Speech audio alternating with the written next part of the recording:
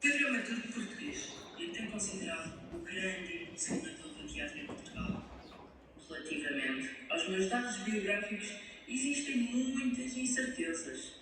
Acredita-se que terá nascido por volta de 1465, em Guimarães, tendo-me fixado cedo em Lisboa, e que teria morrido em 1536, ano da minha última obra de que se tem conhecimento. 1536 foi também o ano em que a Inquisição se estabeleceu em Portugal. E está documentado que, para além de dramaturgo, eu também poderia ter sido Rivas, porque fui mestre da balança da Casa da Moeda de Lisboa. Mas, como o meu nome, Gil Vicente, era muito comum na época, não se tem a certeza. A minha primeira peça escrita e encenada data de 1502 e dá pelo nome de Monólogo do Vaqueiro. Esta peça foi representada para celebrar o nascimento do príncipe Dom João III, o que muito agradou à rainha Dona Leonor, que, a partir daí, me acolheu na corte e protegeu-me ao longo de 35 anos. As minhas peças eram representadas para celebrar nascimentos de príncipes, casamentos reais e outras festividades religiosas. Vivi o fim da Idade Média e o início do Renascimento, em plena época dos descobrimentos. Como estava atento à sociedade no meu tempo, retratei nas minhas obras os problemas, os vícios e os costumes e morais da minha época. Ninguém escapou à minha crítica social, tornando, assim, um dos maiores e importantes autores satíricos da língua portuguesa. Em vida, não pude compilar todas as minhas obras, tarefa a que dois dos meus filhos se dedicaram, criando a compilação de todas as obras de Gil Vicente. Nesta compilação destacam-se as seguintes obras: Alto da Índia, A Exportação da Guerra, Quem tem frenos, Alto da Barca do Inferno, que vocês bem conhecem, Alto da Fama, Farsa de Inês Pereira, Alto da Feira, Floresta dos Enganos. As minhas obras ainda hoje se enquadram na atualidade, mostrando que os mesmos grupos sociais cometem os mesmos erros. Atentamente, Gil Vicente.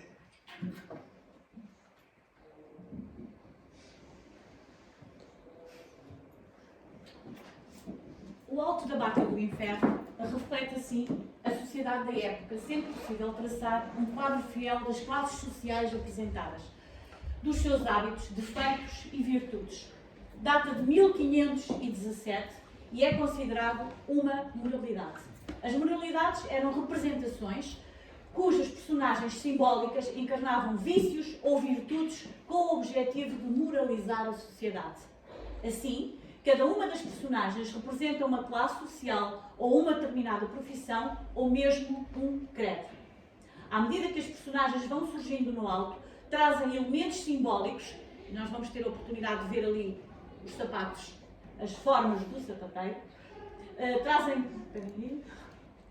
elementos simbólicos que representavam a sua vida terrena e demonstram que não tiveram qualquer arrependimento dos seus pecados. Diz-se Barca do Inferno, por quase todos os candidatos às duas barcas, em cena a do Inferno, com o seu diabo, da Glória, com o seu anjo, seguem na primeira. De facto, ela é muito mais o alto do julgamento das almas.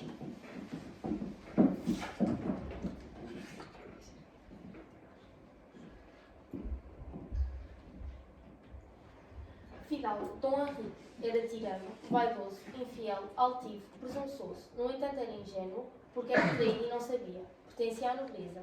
Uma antipagem que transportava a cadeira simbolizava a opressão dos mais fracos, a tirania e a presunção. Onzeneiro. Era cobiçoso, avarento, ambicioso, interesseiro e, como não bastasse, cobrava juros mais do que devia. Precisava precisamente 11%. Pertencia à burguesia e o bolsão representava o apego ao dinheiro e a ganância. Parvo, Joana. Era um pobre de espírito muito simples e ingênuo. Só se sabia expressar de uma forma grosseira. representava o povo e, simbolicamente, os menos afortunados da inteligência. Sapateiro. Era desonesto, pois cobrava preços demasiado elevados pelos serviços que prestava e era um falso católico. Pertencia à classe dos artesãos. O avental e os moldes simbolizavam a exploração do povo. Frade Gabriel, amante dos prazeres, falso religioso, namoradeiro e materialista. Pertencia ao clero e os elementos moça, espada, escudo e capacete representavam a vida mundana do clero. Alcoviteira, Fabrício da Vaz.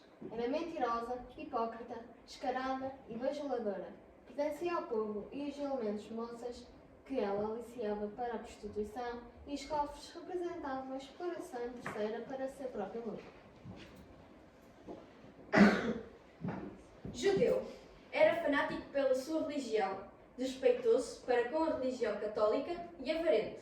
O bode simbolizava a rejeição pela fé cristã. Corregedor e procurador representavam a justiça, mas eram corruptos, ladrões, presunçosos, falsos católicos e aceitavam subornos. Os processos, os livros, a vara da justiça pretendiam simbolizar a magistratura. Enforcado. Representava os criminosos. Era ingênuo, simples, confiante e influenciável. E foi enganado por Garcia Muniz, convencendo-o de que o que sofreu em vida faria dele um santo. 4 cavaleiros. Representavam os cavaleiros das cruzadas, eram desprendidos de bens materiais, confiantes, seguros e defensores da fé cristã. A cruz de Cristo simbolizava a fé à religião católica.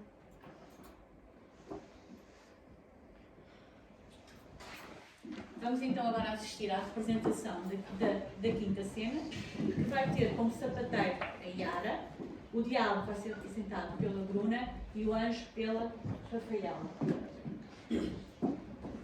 Vem um sapateiro com um avental e carregado de formas e chega ao batel infernal e diz: Oh, da barca! Quem vem aí? Santo sapateiro honrado! Como bem estou carregado? Mandaram-me vir assim. E para onde é a viagem? Para o largo dos danados. E os que morrem confessados, onde têm sua passagem? Não cures mais linguagem. Esta é a tua barca. Esta. Ordenaria eu da festa e da puta da barcagem. Como poderá isso ser? Confessado e comungado. E tu morreste excomungado. Não o quiseste dizer. Esperavas viver. Calaste 2000 enganos. Tu roubaste bem 30 anos. O povo contentes ter. Embarca, Aramacarati, que há já muito que te esperam. Pois digo-te que não quero. Que te pês de ir? Sim, sim. Quantas missas eu ouvi, não vão elas de prestar. Ouvir missa? Então roubar. A caminho para aqui. E as ofertas que darão, e as horas dos finados. E os dinheiros mal levados, que foi da satisfação. Ah, não prazo ao cordovão, nem à puta da badana. Se é esta ou outra quitana, em que se vê Joana Antão. Ora, jura Deus que é graça. vai-se à barca do anjo e diz: Oh, da santa caravela, poderias levar-me nela? A carga te embaraça. Não há mercê que me Deus faça. Isto sequer irá. Essa barca que lá está leva quem rouba de praça. Oh, almas embaraçadas. Ora, é uma maravilha, a verdes por grão pegilho, 4 forminhas cagadas, que podem ir e bem chantadas, num cantinho desse leito. Se tu viveres direito, elas foram cá escusadas. Assim que determinais, que vai cozer ao inferno. Escrito estás no caderno das emendas infernais. torna-se à barca dos danados e diz: Oh, barqueiro, que aguardais? Vamos, venha à prancha logo e levai-me àquele fogo. Não nos detenhamos mais.